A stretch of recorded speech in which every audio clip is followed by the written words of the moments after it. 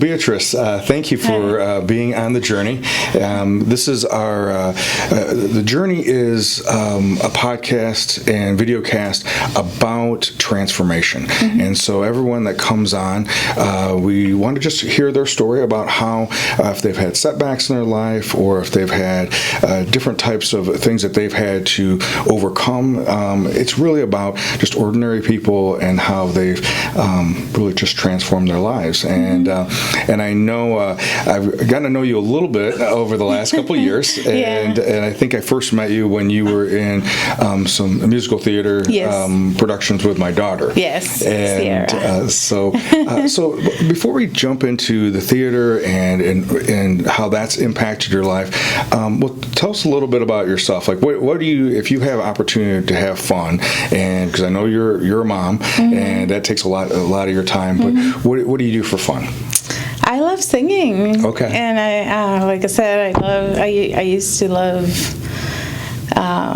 going to the gym and doing we were talking earlier, some MMA training, fighting, and going to the cage, and that was fun. Okay. I mean, it doesn't look like it, but I did it. Sure. So, well, let's talk about that. So, how did you get involved with mixed martial arts, and how did that all come about? Well, that's a little bit of a backstory. I'm from Puerto Rico. Okay. And you were born in Puerto Rico? I was born and raised. Okay. Yeah. Okay. So was my son. And when he was 2 months old, he had a stroke. Okay. And so, me trying to get better medical care for him, I decided to make the move to the States. Oh, all right. So how long ago was that now? 2008. Okay, so you've been in the United States since 2008. Yes. Okay, and did you come? And where did you first come to when you came to the United States? To Philadelphia. Philadelphia. Yeah, with family. Some of my mom's sisters. All right. So they were there already established in Philadelphia. Yes. And how long had they been in Philadelphia? Them? Yeah. Ooh, over 30 years, I think. Okay, so they'd been there a long time. Yeah. Okay.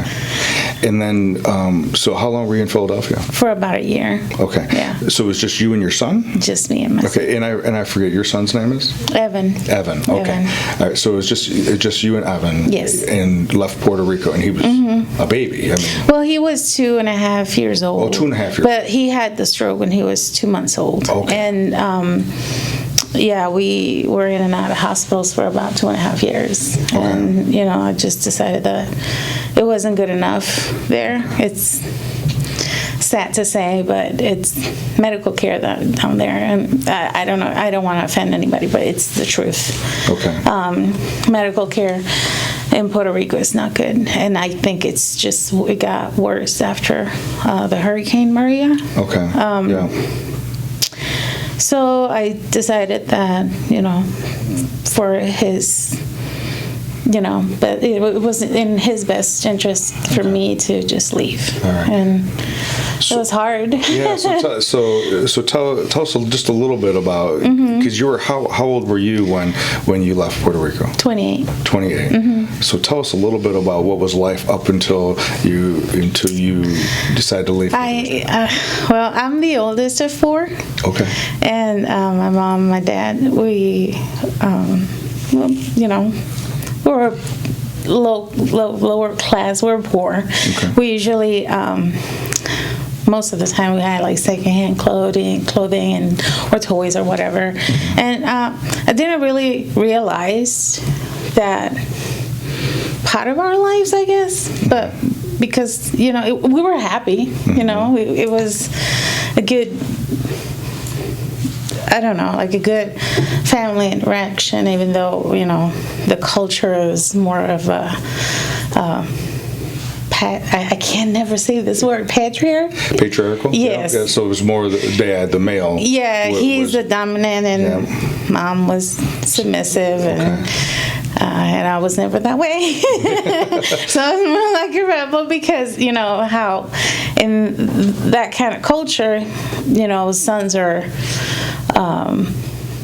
A little bit more higher on the on the order. Okay. Yes.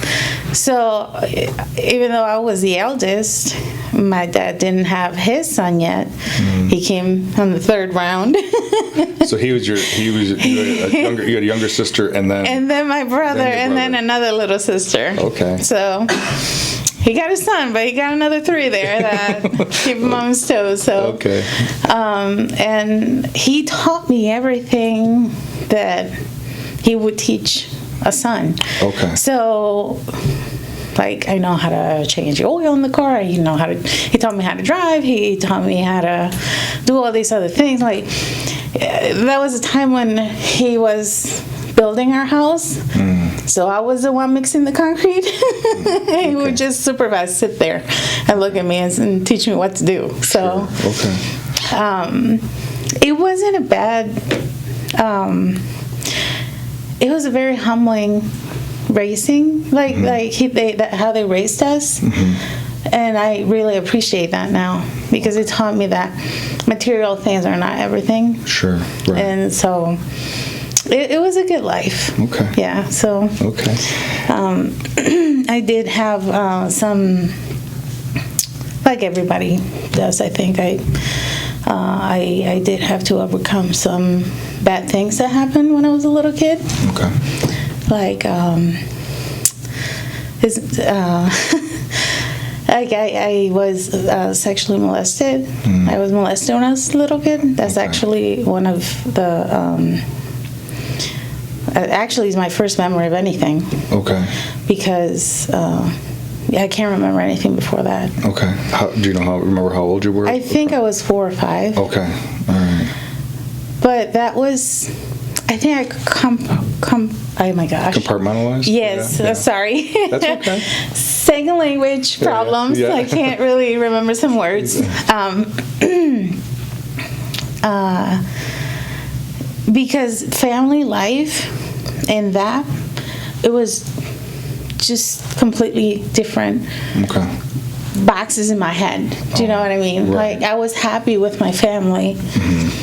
But that part, it was like a black cloud over. Sure. Because I never talked about it to anybody until I was like a teen.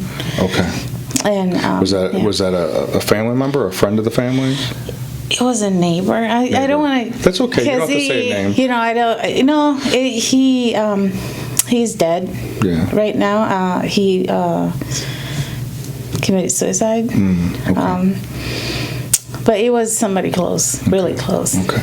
And the reason why I asked that question is because, as you know, started Shed Our Silence, suicide prevention, but one of the factors that lead to that darkness is sexual assault, and 80% of the time, at least the research shows, that individuals who've been sexually assaulted before 18, 80% of the time, the perpetrator is someone that they know, a family member or a friend of the families or something, and that increases that shame, and increases that the tendency towards secrets, the fear. If I say something, what will happen?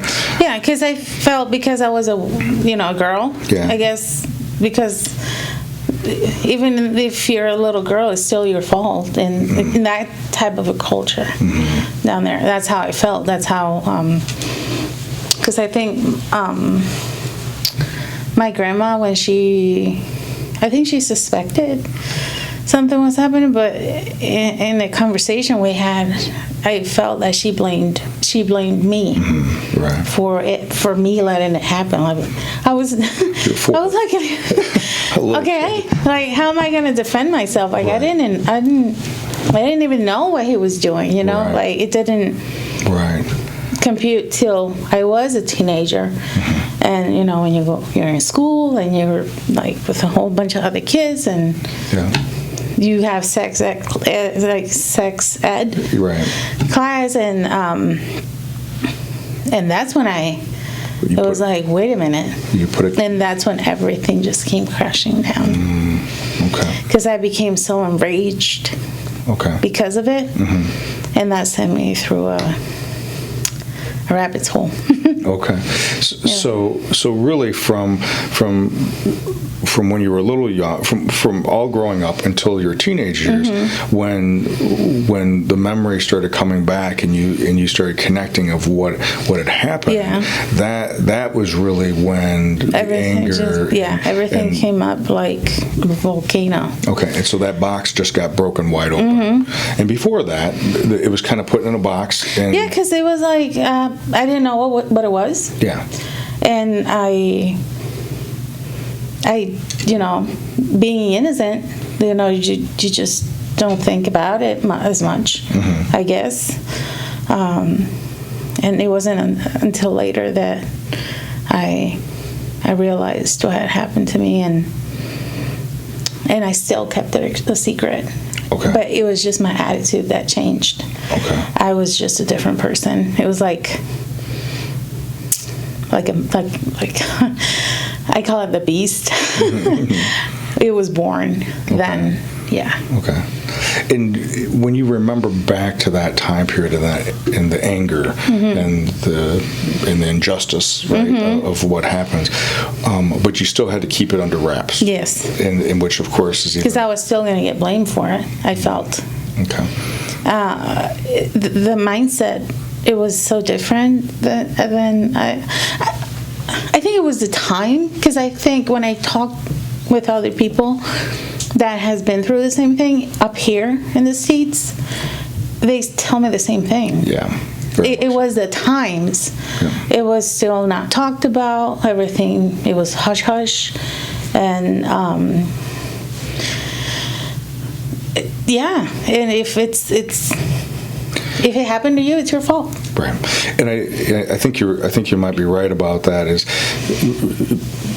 even in your own, just talking to other people, that we could initially say it was because of the culture and the patriarchal culture, and that could, but in reality, is as you came here and talked to other women, people that had, and other people that have had it also was kept as a secret. Yes, and that blame, that fear, or what does this mean about me? In that element of what I felt like I had no worth.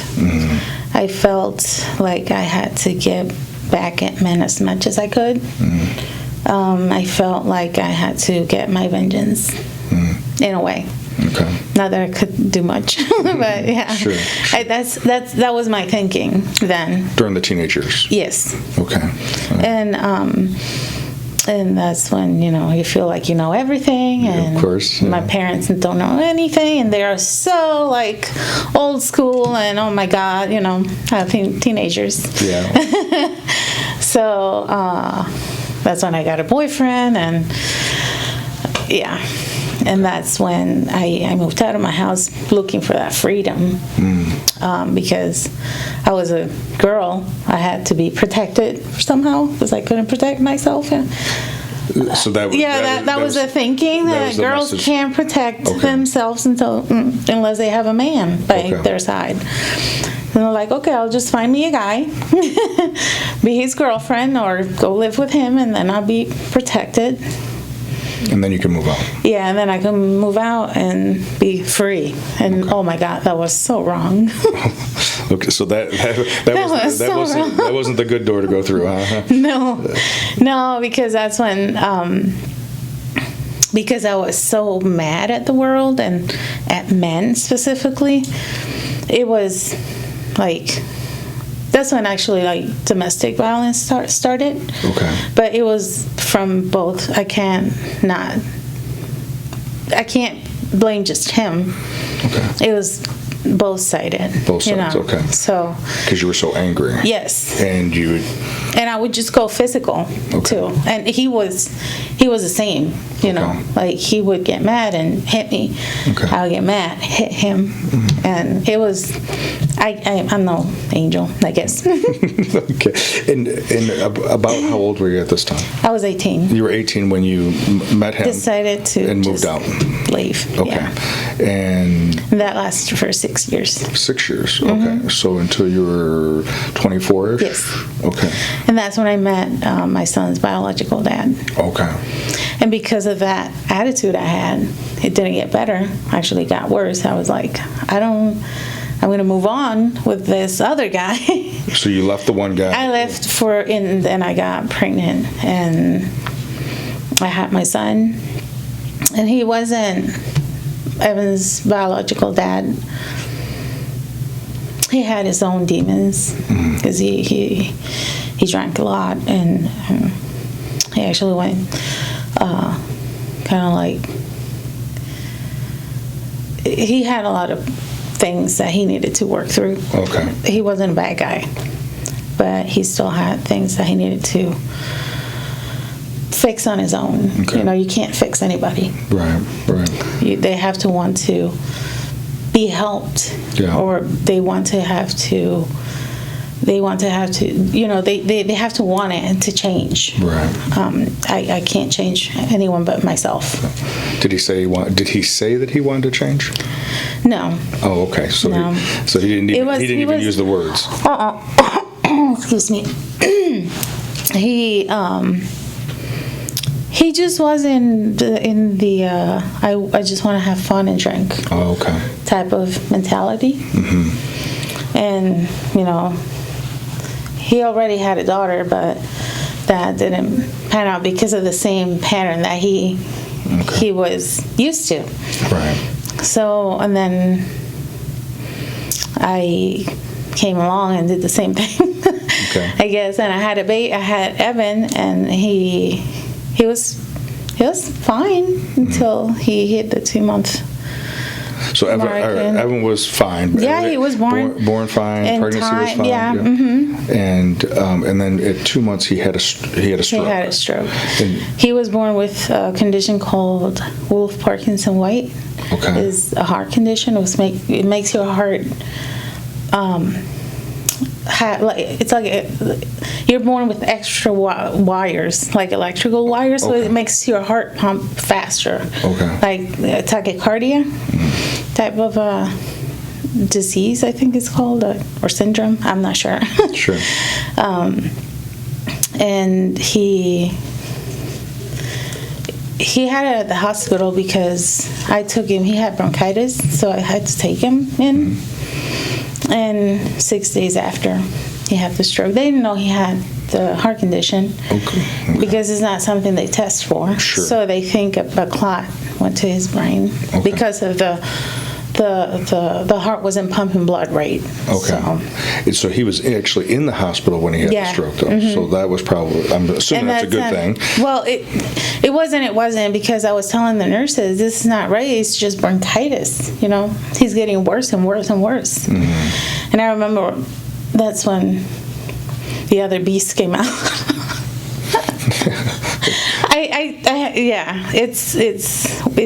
It's a long story. You were trying to get them to get. I was trying to get them to listen to me. Yeah. And I remember this nurse told me, you're just overreacting because he's your first kid, and all moms do this, and the day after he had the stroke, and I just wanted to choke her. Like, I have to be honest about it. Yeah. I just wanted to. When the doctor told me he had a stroke, and I'm like, I don't want to offend anybody, but it's like, what do you mean he had a stroke? Like, 80-year-olds have strokes, not babies. I had never ever heard of a baby having a stroke. I've heard of CP, which happens in the womb. But I had never heard of a baby being born having a stroke, and that's another sort of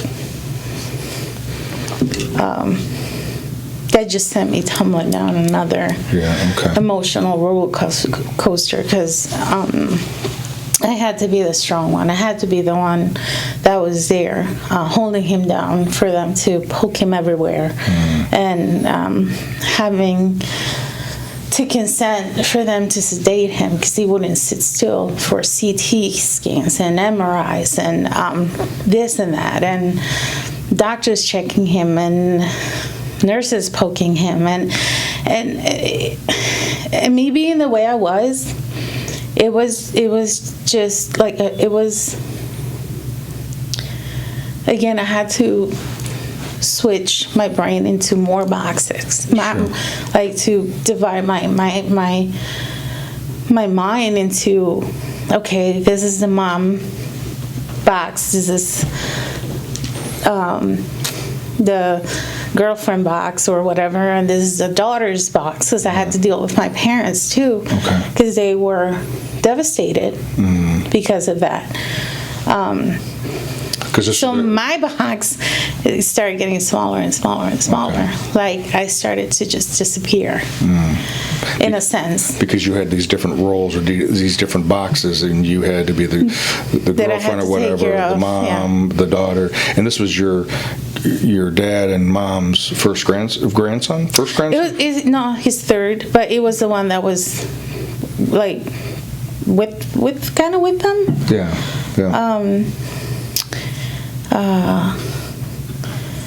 Because my sister, even though we lived in the same town, she didn't have a car, so she couldn't travel as much. Oh, okay. So it was a little one too, so it was the youngest grandson. So, I'm not. They all love them all the same, but sure, so it's the baby, it's the newborn, so. And there's something wrong. There's something going on. There's something going on. And we don't know what's happening, and they don't know why it happened. Right. So, and I remember there was this one time when the doc he went into the tachycardic, because it wasn't controlled, the Wolff Parkinson White. And they had to cardiovert him. I think that's the right word, where they kind of stop his heart, restart it. Oh, sure, yeah. And they do that with medicines. So when they do that, you cannot be in the room unless you're quiet. And my mom was hysterical. So I had to kick her out of the room because I got kind of like rough with her, because if you don't shut up, they're gonna kick me out too, and I'm not leaving. So I had to just push her out of the room, and so that I could stay. And it's all seared in my brain. Yeah, there's definitely things as parents that we should never see. Right? Yeah, but I still wasn't gonna leave him alone. You're right. So I was gonna be there no matter what. And so this is right after he first had the stroke. And I was in and out of the hospital, was trying to get his heart rate under control, because it would go into the normal heart rate for babies is probably 115, if that. But his would go almost to 300. Wow. And I would have to take him because there was no way I could set it.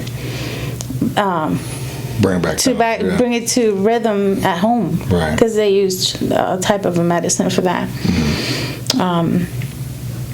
and so it was like constant traveling to the hospital. Wow.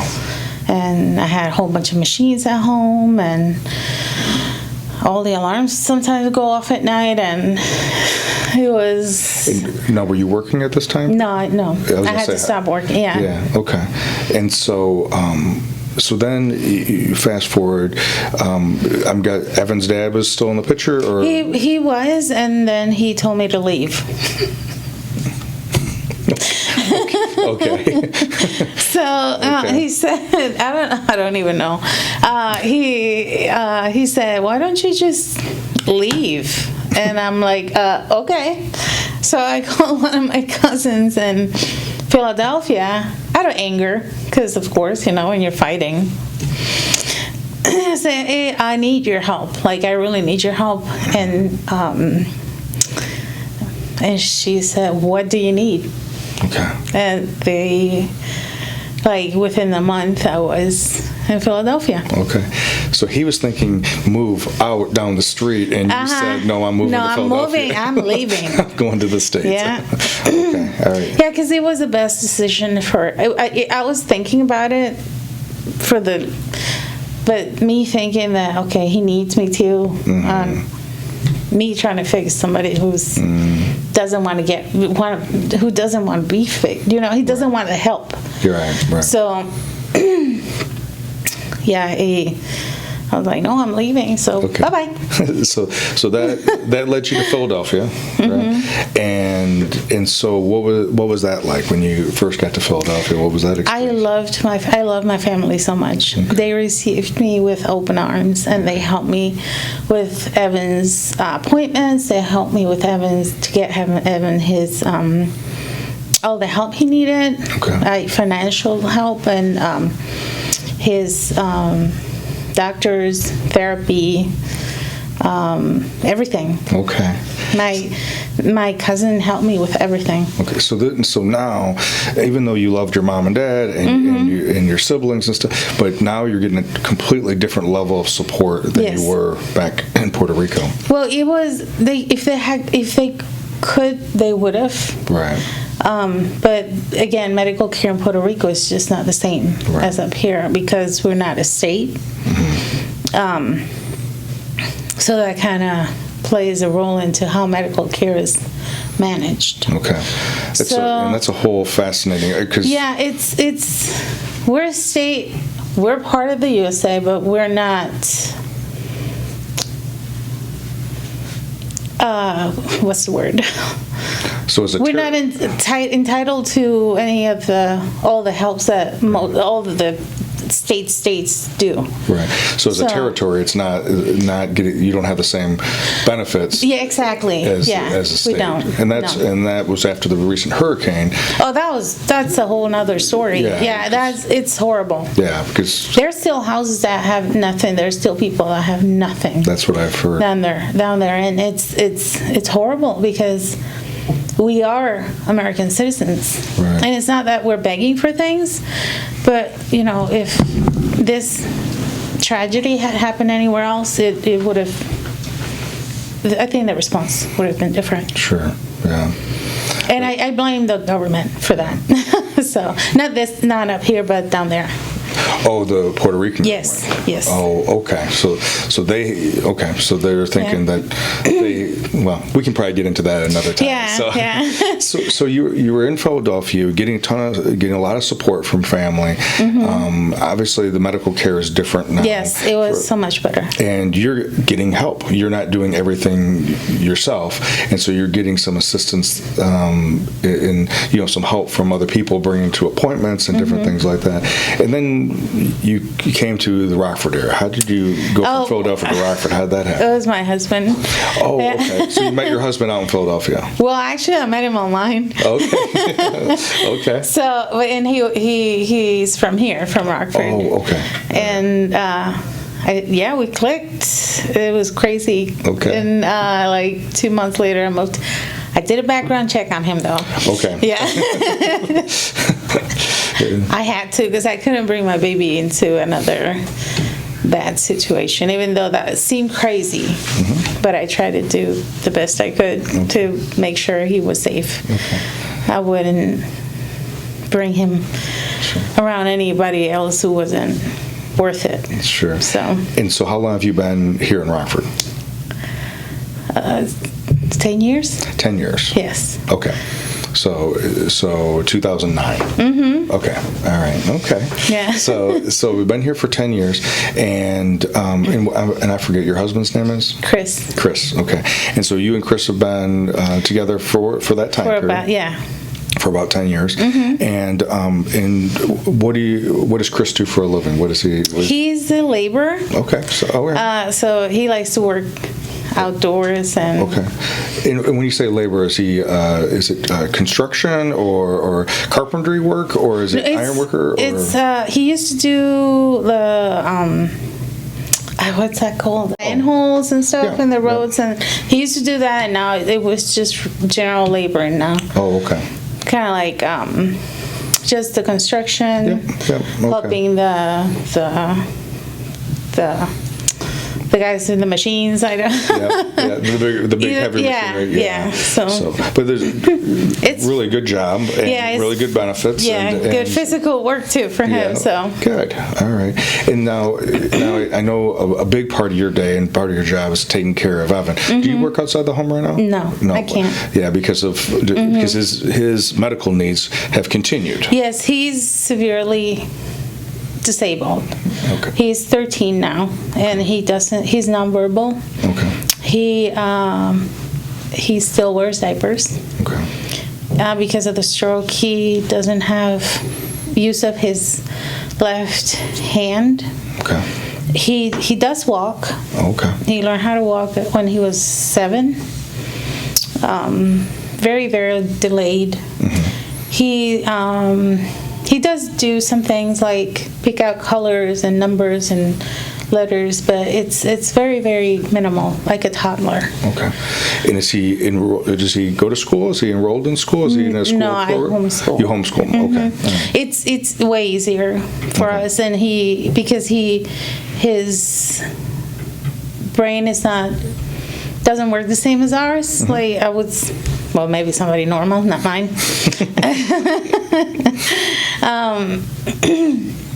His immune system is compromised. Oh, okay. So he used to get sick a lot when he was in school. Which is a big risk. In school. It was like every 3 months he would catch something. Okay. And it was like in and out hospitals and and all the therapies and everything. It was just too much. And that's when I moved to Rockford that year, I kind of crashed. Okay. In 2009, because that's when everything hit me all at once. Okay. And thank God for Chris, because he took over, and he showed me that there are men out there, that there's somebody who will actually do what they're supposed to do. And he, so much so that he adopted Evan. Oh, really? Yes. Okay. And how long ago was that? That was in 2013. Okay. 13? Yeah. It was 14. A day before Evan's birthday. Oh, okay. And almost a year after we got married. Okay. Interesting. So, okay. That's a big deal. Yeah. He was like, yeah, that's my baby. Yeah. And I when you have those moments of, this is the guy. Yeah. Well, you don't know. You'll be this the girl. Yes, true. He was at the hospital. We were at the hospital, Evan and I, because he had another episode. And we were just new. The relationship was really new. And he would stay with us at the hospital all day, all night, go to work from the hospital, go home, take a shower, go get something to eat for the both of us, and go back to the hospital, stay the whole night, and go back to work. His biological dad never did that. Sure. So then you knew. I knew, yeah. You knew. I was like, he loves my son. He loves Evan, and that was the most important part for me. Like, there's nobody I love the most than Evan, and I say that as boldly as I can. Yeah. He's the love of my life. Sure. And Chris was the cherry on top. Yeah. Yeah. Nice. Yeah. Nice. So he was amazing. So what I'm hearing you say is that online dating can work. It can work, yeah. You just have to do background check. I see. Okay. Yeah. Just to make sure. Okay. So you earlier you had talked about had gotten involved with mixed martial arts and had gone to De La Rosa's studio. And so and this was how long ago was that? So you've been here for 10 years. Yes. And that was around 2010. Oh, okay. It was right after because when Evan got sick and I got depressed, Chris kind of took over for me in a little bit. because my depression was so severe I couldn't get out of bed. Oh, okay. It was a physical pain. Okay. Like, it wasn't even that I was just sad. I felt defeated. And that's when you were here. That's when I was in my first. So had you ever had that type of a breakdown ever in my life. So, and maybe, tell me if you think this is true, is that maybe the only time in your life up to this point that you could have?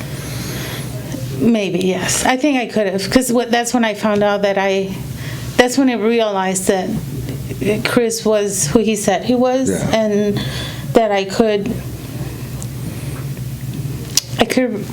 depend on him. Yeah.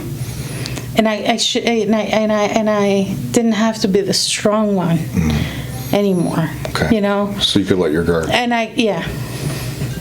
I didn't have to put this front of, like, I can do it on my own, you know, all the time. Okay. And that's when everything just came, like, sure. Well, you had been putting that wall up, that guard up since, well, how we started the story, way back when you were a little girl, 4 or 5 years old, didn't even know that's what was going on. And then when you became a teenager and did realize what had happened, then it took even more energy to keep everything in those boxes. Yes. And then, of course, after Evan was born, well, the relationships that you were involved in, and when after Evan was born, started having medical conditions, then you had to step up and... Yeah, I had to be both parents, essentially, which it wasn't hard for me. My mentality back then was, I don't need a man to do anything. Sure. That was your angry face. That was my angry face. I don't need a man to do anything, and I can do it on my own. Right. But the reality is that nobody can do anything on their own. And the isolation was crushing. Because back then, nobody was really going through, nobody that I knew was going through anything remotely similar to that, to what I was going through. So I couldn't relate to anybody. Right. And so I had to be like, no, I'm okay, I'm fine. Everybody would ask, I'm okay, I'm fine. We're getting through it. I'm okay, I'm fine. And it doesn't matter what was happening. I was okay, I was fine. Sure. So when I met Chris and I saw the way things are supposed to be, it changed my mentality, and all those boxes that I had kept, they all just shattered, and I just broke down because I couldn't handle anything anymore. And in that small period of time, right, I needed to get help. Okay. And I needed to heal. So and it's taken me years. Okay. And so part of that, tell us a little bit about that healing process. Did you work with a counselor? Did you work with I didn't want to work with a counselor yet, because I felt it was odd to just talk about personal things with a stranger. Sure. So I didn't do that yet. Okay. But what I did do, what Chris actually did for me was there was one of these nights he came up and he got the mail, and there was a Rock Valley College continuing education thing, catalog. Yeah. So he said, hey, they have a songwriting class here. And he knew I sang and play the guitar. Okay. I come from a family of musicians, so I was like, I still have that. I don't want to do anything. Right. I am tired. Yeah, depression does that. So he said, I'll pay for it. Don't worry about it. It's done. You just have to show up. I was like, okay. And in that class, I met one of the guys that used to do worship at the church I currently go. Oh, okay. So we became friends. And he invited me, because I was looking for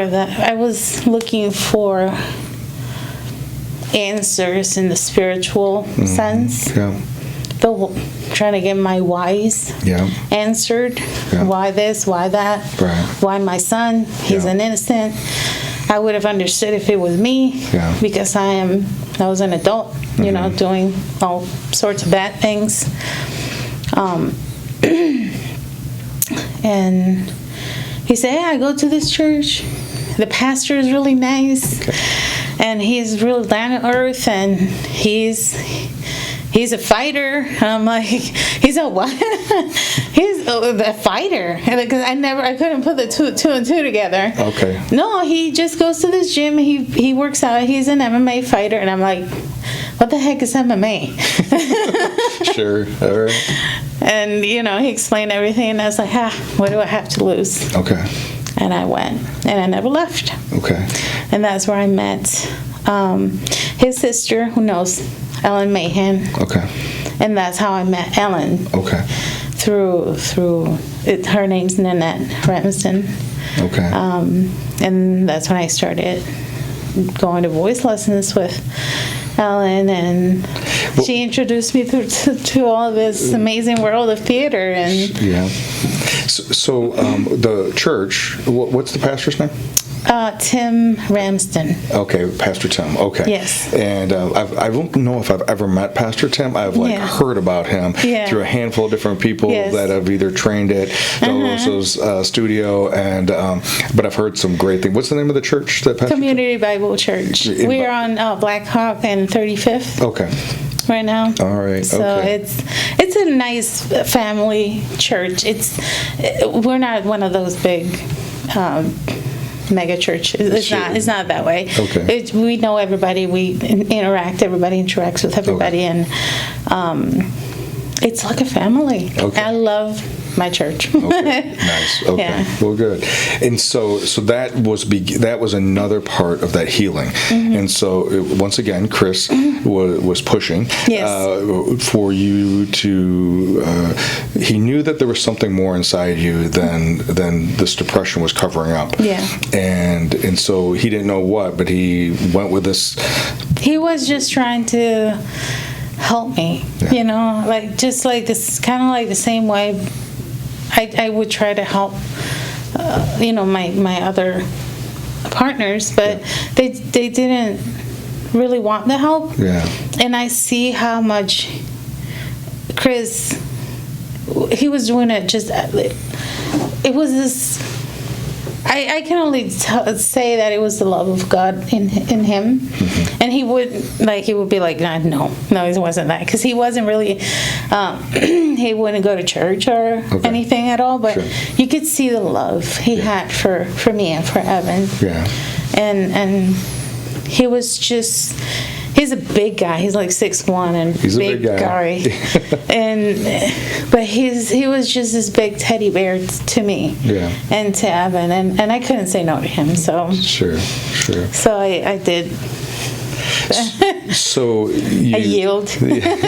So part of, because I know a lot of times when we're angry, right, and the depression lies to us, right. I think that's one of the. Not only does I think depression can come in many different forms, but not only does it zap our energy and has a physical piece and takes away our energy and our motivation, but then it can lie to us and take something and distort it, right? Yes. And so that anger that you had, but somehow you surrendered that. Maybe it probably began with Chris, and that continue and with your family out in Philadelphia, how they had helped, and some of that started melting away. But you went to church with Pastor Tim, and you met his sister. Yes. And then she connected you with Ellen. So now you're taking voice lessons. And that was years later. That was after all the MMA thing. Okay. But I got hurt, and I decided not to go back. But I should go back. Okay. Maybe eventually. Yeah. and like we were talking about before, just the idea of being able to start doing that movement again, even if it wasn't, the same exact, fighting again or whatever, because maybe you're in a different place now than you were then, and maybe it was good back then for you to have that release. Yeah. Because it was an anger that I needed to release with violence. Sure. Oh my God, that's so bad to say, but it's the truth. It was like that. I needed to release that way. Yeah, and so and it doesn't. We don't do a lot of it anymore. But in therapy, we talk about that being experiential therapy. It's therapy through movement, and healing happens through the movement.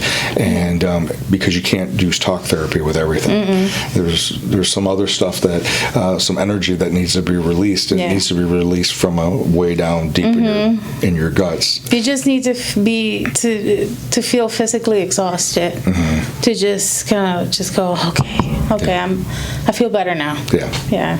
I don't have to think anymore for a moment. Yeah. So, I just breathe. I remember for me, there was times when I would do that with a heavy bag, but mostly it was when I was training in bodybuilding. It would be when I would do certain exercises, and we would do the exercise until we either started blacking out or you would throw up. And but I knew at that moment that whatever I was fixated on in my head would disappear. Yeah. And for that moment, there would be a release, and then on the backside of it also was all the endorphins and all the other chemicals that were being released. For me it was the everything that I couldn't talk about yet, and I would somehow see the people in my head when I was doing the whatever physical activity, and just get more anger and actually do the exercises that way. Yeah.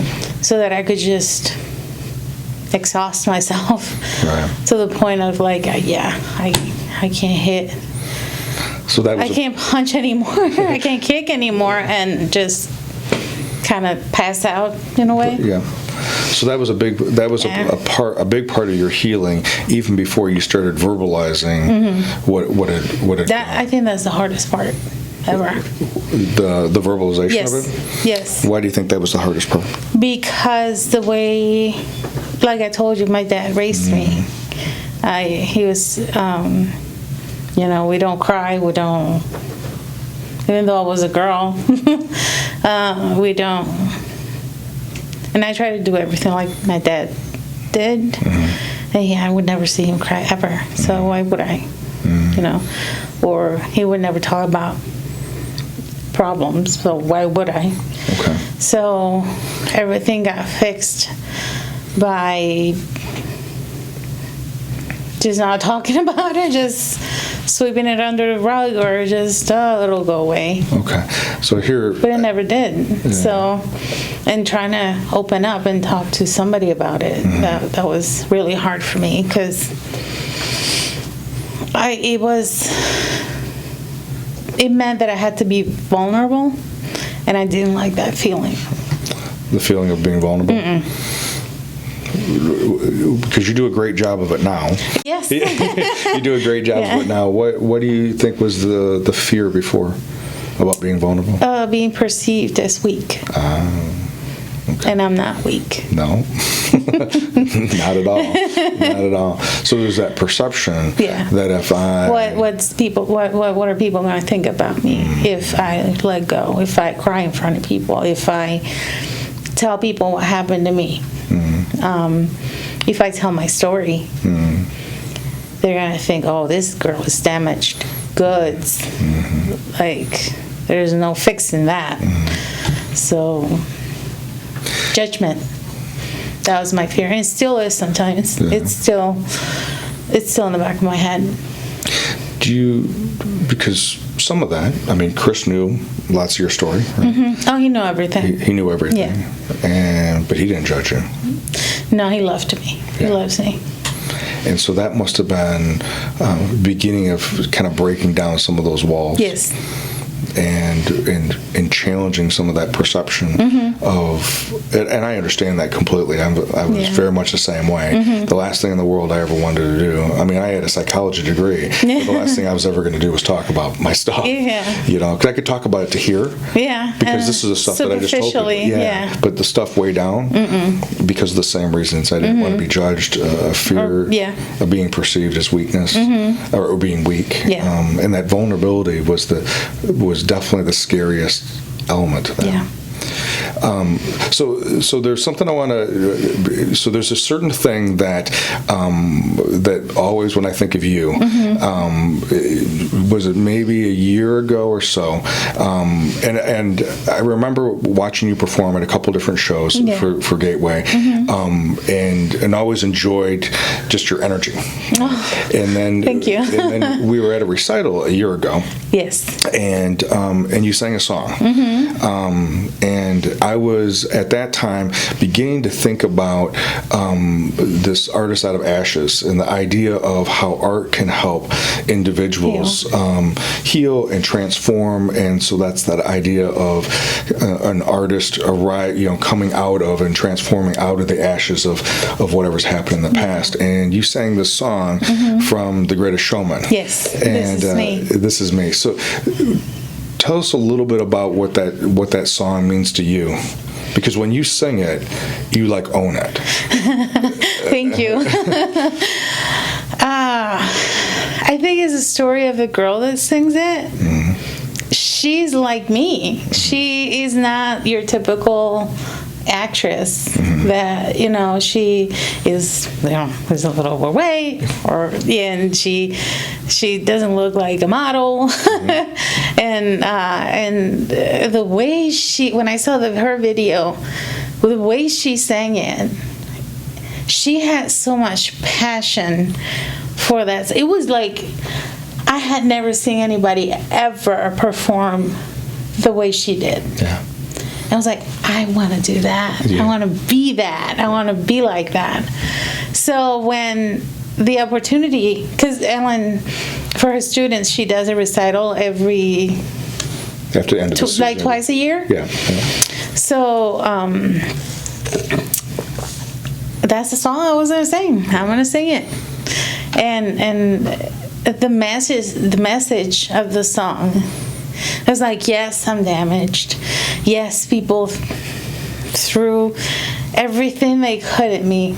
I'm still standing, I'm still here, and I'm stronger than ever. And that was me, in a way. Yeah. And I love the song, and when I because you have to run it by the boss, Ellen. Yeah. She said, "Oh, yeah, let's sing it." Okay. So, but I didn't really know your plans about the what you were going to do about the Artist Out of the Ashes event. I just wanted to sing a song with meaning. Yeah. And that's one of the things that I kind of. It's one of my I won't sing anything that doesn't have a positive message. Sure. Yeah. Because it drains energy out of me if I try to sing anything that doesn't I want to make people feel good about themselves. Right. I want people who hears me sing to relate. Right. If they are going through any bad thing and feel like they can rise above whatever it's going through, in whatever they're going through, and come out on top. Yeah. So you wouldn't have known this about it, but the first time I'd heard the song before, but like on the radio or something, like in some kind of format like that, and then when you sang it, the story was like, this is what I want. And then the way you sang it and how much passion you had at that recital, it wasn't until about a month later that I actually see the movie, The Greatest Showman. So when you talk about the story, I didn't know the story. I just heard the song, and I didn't actually even know. This is how I didn't know. I didn't know they were connected, and I didn't know her that whole aspect of the story. So And then that evening, of all the different performances, that was your performance. Your story before the performance, your performance was by far the highlight of the evening. Oh, thank you. And that was the feedback that I got from people that came that night, and that was one of the things that they would from tell the me. audience. From the audience, yeah. That was the night where for me was so surreal. It was one of the best nights of my life. And I have to thank you for that, because when it felt like I was floating on air. Just to have the girl from 17, Mimi Murphy, tell people a little piece of my story. That was huge. I was like, here I am, a little girl from the mountains in Puerto Rico, and this girl is telling my story to this other bunch of people, and I'm like, oh my gosh, this is crazy. So it was one of the best nights of my life. And you knocked it out of the park. Oh, thank you. So you did a phenomenal job. And so I have to ask you, what of any of the musicals that you've done, and you've been in a handful of musicals, what was one of the musicals that you liked the best? What was one? I have to say Thumbelina. Okay, all right. But the one that got me into everything was The Little Mermaid. Oh, and there's a little funny backstory there. Okay. Because Evan had a bad night the night before I signed up for auditions. Okay. And we were delirious, Chris and I. And I had heard that Ellen was doing auditions for The Little Mermaid. Okay. And I wanted to be Ursula. So, but I didn't get it. But I remember signing up for the audition online, and I panicked. Because I was like, what did I do? I remember. And I was trying to find the delete button because I didn't want to do it. And I could not find it. So I had to go to the audition. And my husband was like, oh, you have to go now. You're not quitting. You're not deleting the audition. You're going. And I'm like, okay. But then I got so scared for some reason. I didn't, because I didn't want that judgment on me. What's that I didn't want the bullies after me. And I did audition. I got the part, and I had so much fun. And then after that, I believe it was Thumbelina. Thumbelina. Yeah. In Thumbelina's story, Andrew did an amazing job. I believe it with all my heart. That was the best story ever. And the message of it was beautiful. Yeah. And I was Sierra's mom. Yes. Yeah. I was Thumbelina's mom. Yeah, and you guys did a phenomenal job. That was a great job. It was just a story of her not fitting in and then finding out that she was even better than she thought she was. Yeah. That she was a savior of everyone, and not to judge yourself so harshly because you don't know. Your qualities are unique to you. So maybe, just maybe, your story can inspire someone else and save them, or at least make them think about their own decisions. Right. So, it's interesting that Thumbelina, maybe like somebody else here, compared themselves to other people. Yeah. And that's why she was so harsh on herself. But the crux of it was her finding her own heart song. Yes. And finding that that place where God's within us, within you, and then being able to just own who you are. Just you have every single human being has a magic. That's what I call it, magic within them. And when people let others' judgment in your head, it clouds that. It darkens it. It stains it, and you don't shine. Yeah. because you have all these voices in your head telling you you're not good enough, you're ugly, you're fat, you're this, you're that, and you know what? Maybe I am ugly. Maybe I am fat. Yeah, I am fat. So who cares? Yeah. I'm a human being. Yeah. I have these other things that I can do, and I'm going to do them regardless of what you say of me. So just be brave and do what you love to do. Yeah. You just have to get out there, and it's scary. It is scary, and finding a vehicle like you did at different time periods. One was the mixed martial arts, the songwriting, learning, taking singing lessons, taking a risk, and being in a musical and performing. Right, those are all risks. Yeah, and there's always temptation to turn it down. Yeah, or to not go. And because I had never, that before, of course, I had sang my whole life, but I had never done theater. I didn't even know the first thing about it. And when I signed up for it was panic. Sure. I was trying to find that delete button, and I could not find it. Yeah. But I think it was the best thing that I didn't find it. Yeah. Because it brought me to a whole other... It opened so many doors for me to meet so many other people, loving people. And after that, that's when I started going to counseling. Okay. To KP. And that helped a lot, because it made me talk. Yeah. It made me speak about what was going through. It made me not be afraid of